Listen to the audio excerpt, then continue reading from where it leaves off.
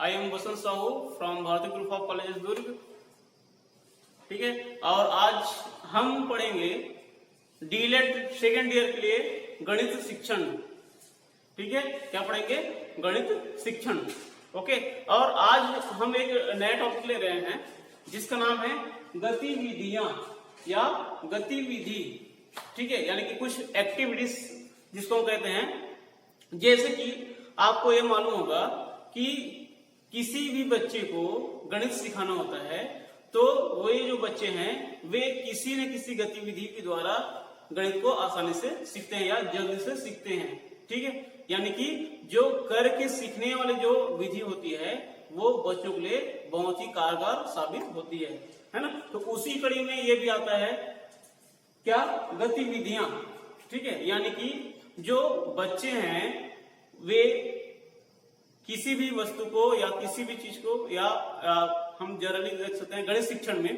ठीक, गणित शिक्षण के आधार पर यदि हम देखना चाहें तो बच्चे गणित को तभी सीख सकते हैं जब वे उनको किसी गतिविधि के द्वारा सीखें। ठीक है, इसलिए एक शिक्षक को यह चाहिए कि वे जितनी ज्यादा हो सके बच्चों को गणित सिखाते समय गतिविधियों का ही प्रयोग करना चाहिए। ठीक है, या बच्चों को गतिविधि करने के लिए प्रेरित करना चाहिए। ओके, तो जो क्योंकि हमको ये मालूम है कि जब हम गणित को सिखाते हैं या सीखते हैं तो उसमें क्या है, रटने की जो विधि होती है वो गणित में कतई लागू नहीं होता है। क्योंकि रटने की जो विधि है या जो रट कर सीखा जाता है वो स्थायी नहीं होता है। वो क्या होता है, क्षण भंगुर होता है। वो एक क्षण के लिए बस याद रहता है, उसके बाद फिर वो भूल जाता है। ठीक है, इसलिए बच्चों को हमेशा किसी न किसी गतिविधि के द्वारा ही गणित को सिखाना चाहिए ताकि वे जो गणित की जो शिक्षण है या गणित के जो ज्ञान है वो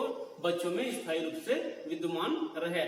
ठीक है, तो इस प्रकार से हम ये देखते हैं कि गतिविधि का प्रयोग करते समय, है ना, गतिविधि का प्रयोग करते समय हमको एक और चीज का उपयोग या ध्यान देना चाहिए कि हम जो भी गतिविधि करते हैं उनका संबंध बच्चों के दैनिक जीवन से होना चाहिए। यानी कि जो बच्चे हैं वो दैनिक जीवन में अपने जो भी चीजें देखते हैं या जो भी कार्य करते हैं उससे संबंधित होनी चाहिए, यानी कि उनके जीवन से संबंधित होना चाहिए, जिससे कि हम बच्चों को जो भी गतिविधियां करेंगे उसको वो आसानी से कर सकें और उसके माध्यम से वे आसानी से उसको सीख सकें। ठीक है, तो इस प्रकार से हम देखते हैं कि गतिविधि के द्वारा प्राप्त जो ज्ञान होता है वो स्थायी होता है, लंबे समय तक के वो याद रहता है। ठीक है, क्यों याद रहता है?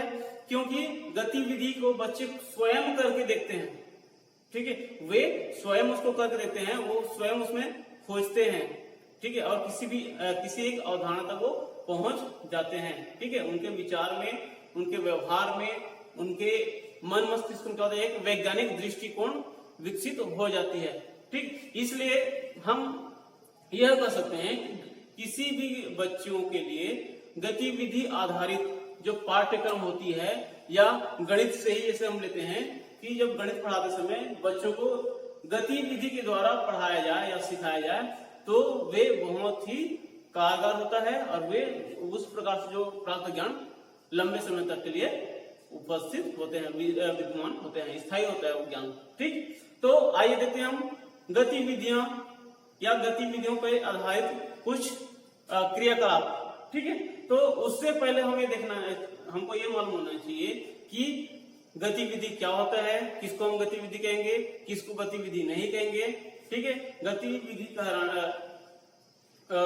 को कराने का हमारा उद्देश्य क्या होता है या गतिविधि की क्या विशेषताएं होती है, इसी प्रकार से गतिविधि में कौन कौन से गुण होने चाहिए। ठीक, तो आइए हम ये सबसे पहले ये देखेंगे कि गतिविधियां क्या नहीं है ना, गतिविधि क्या नहीं है या गतिविधियां कौन कौन से नहीं है। ठीक, जैसे कि याद कराना। ठीक है, हम क्या करते हैं जनरली बच्चों को कि किसी एक विषय को दे देते हैं, किसी एक टॉपिक को उनको दे देते हैं, एक प्रकरण को देते हैं और उनको कहते हैं कि इसको आप 10 मिनट में या 15 मिनट में आप इसको याद कर लिए। ठीक है, याद करिए करके हम उसको बोल देते हैं। ठीक, तो क्या होता है, बच्चे उस समय तो उसको याद कर लेंगे जैसे तैसे।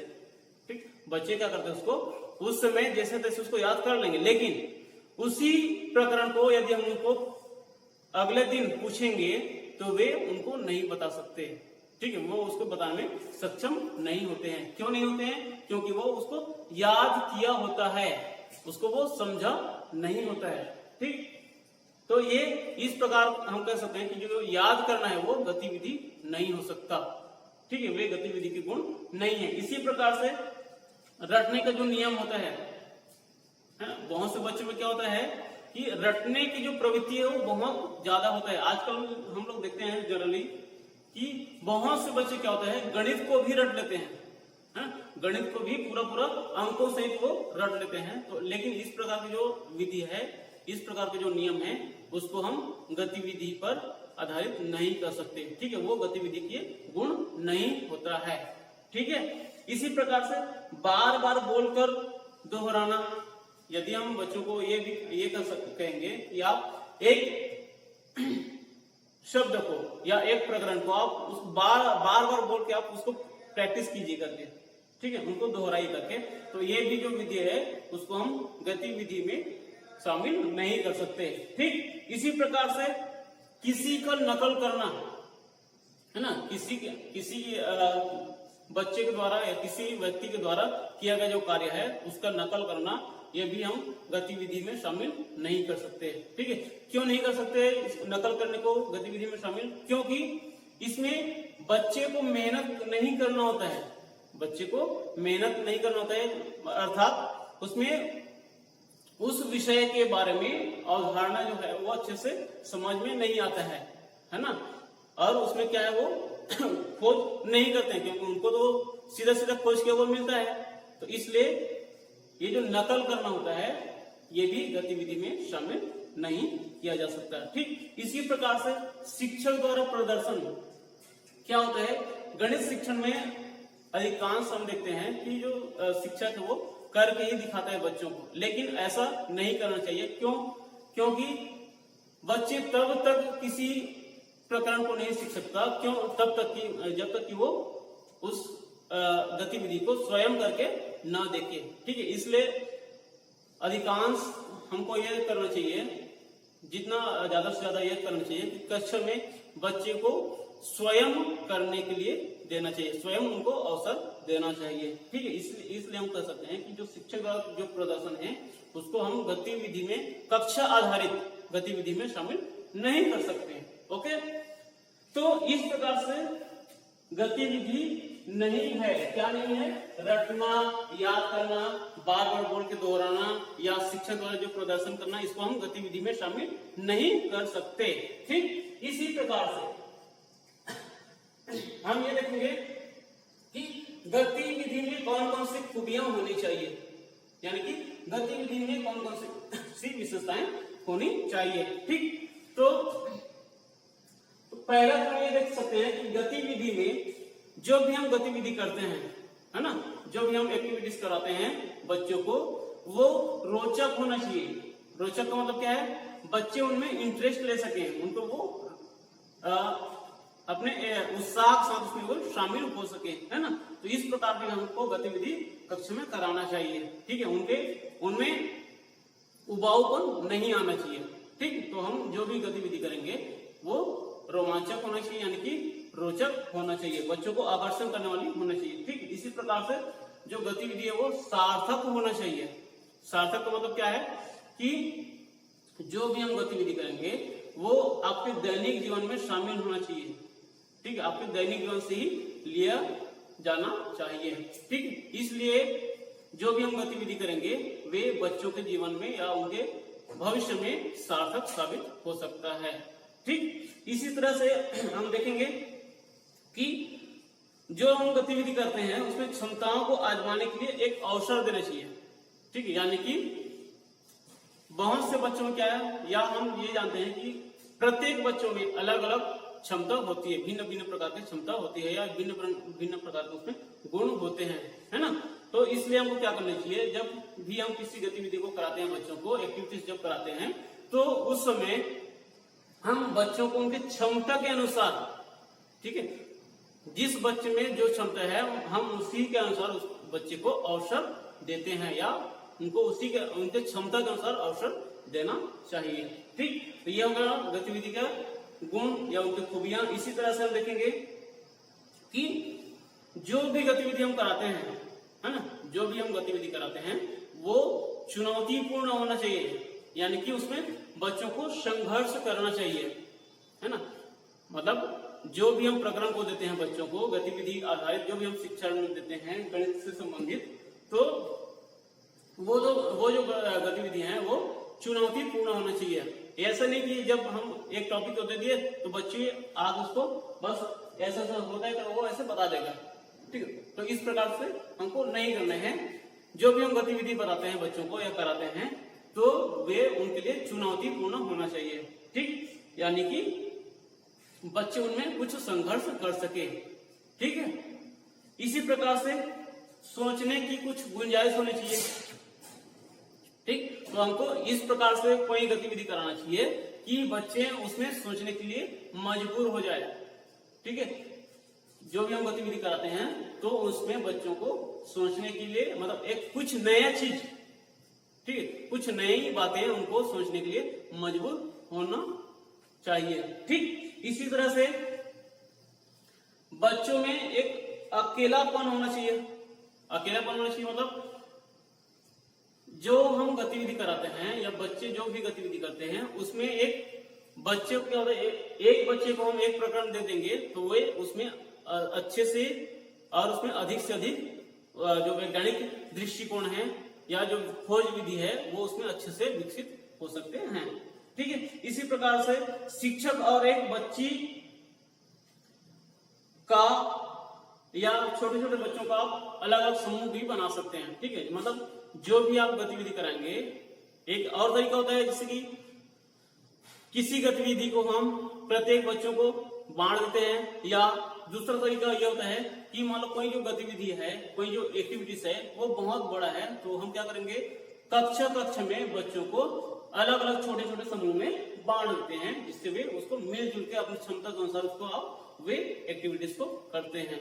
ठीक है, अपने वो उसमें जो भी जानकारी है उसमें शामिल करते हैं, है ना, और एक दूसरे से वो उसको शेयर करता है और वे आपस में नई बातों को सीखते रहते हैं। ठीक, इसी तरह से हम ये भी कर सकते हैं कि यदि कोई जो प्रकरण है, कोई जो गतिविधि है वो बहुत बड़ा है तो उसमें आप ये भी कर सकते हैं कि एक गतिविधि कराएंगे तो उसमें जो शिक्षक है, ठीक, जो शिक्षक होता है वो उसको प्रस्तुत करेंगे। ठीक, शिक्षक उसको प्रस्तुत करता है, यानी कि वो निर्देशन करता है। ठीक है, किसी गतिविधि का शिक्षक क्या करता है, एक निर्देशन करता होता है, लेकिन एक पूरा जो समूह है, जो पूरा कक्षा है वो एक समूह बन जाता है।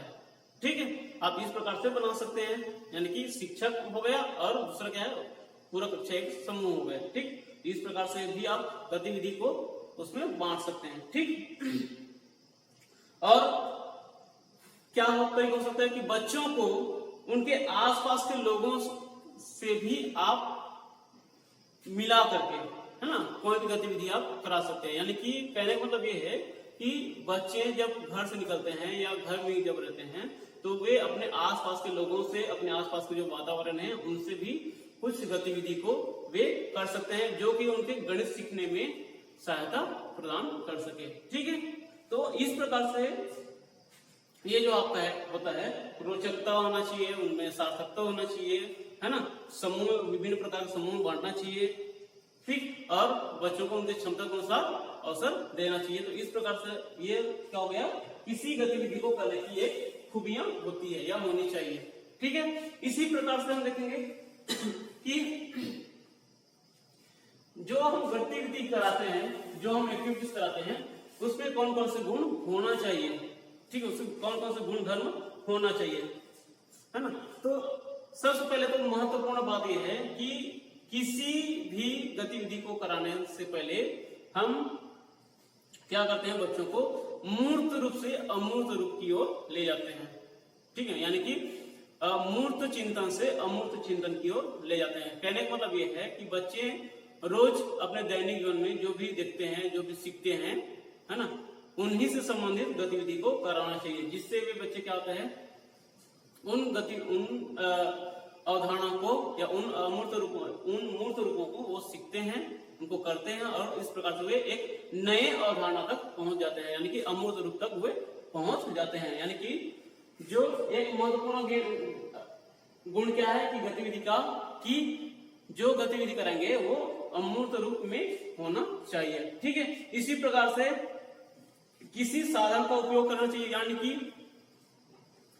एक अच्छे कक्षा का जो विशेषता क्या है कि एक कक्षा में जितने ज्यादा हो सके शिक्षण सहायक सामग्री होना चाहिए, जिससे बच्चे क्या होता है अपने खुद से वो स्वयं उसको गतिविधि करेंगे, उसका एक्टिविटीज करेंगे, उसको देखेंगे, परखेंगे और वे उसको सीखेंगे और इस प्रकार से वे अपने एक नवीन अवधारणा तक पहुंच जाते हैं।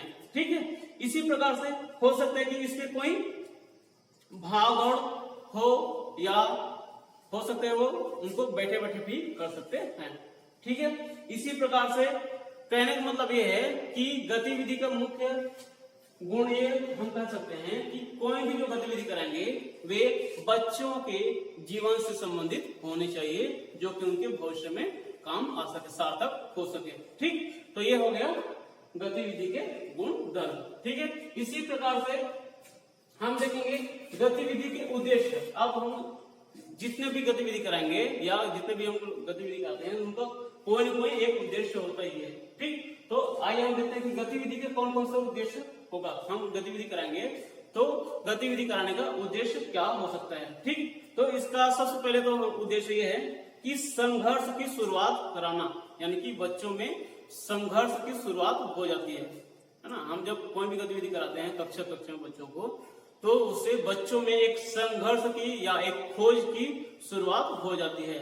ठीक है, इसी प्रकार से किसी अवधारणा को करने की या अभ्यास तक पहुंचने की वो एक उद्देश्य हो सकता है, या किसी भी बच्चों में क्षमता का विकास करने में एक जो गतिविधि है, जो एक्टिविटीज है, वो बहुत ही महत्वपूर्ण रोल करता है, बहुत महत्वपूर्ण भूमिका निभाती है। ठीक है, इसी प्रकार से किसी अवधारणा का मूर्त रूप में प्रस्तुतिकरण हो जाता है ना। गतिविधि कराने से हमको ये फायदा होता है कि किसी भी एक अवधारणा को हम मूर्त रूप में भी बच्चों को समझा सकते हैं।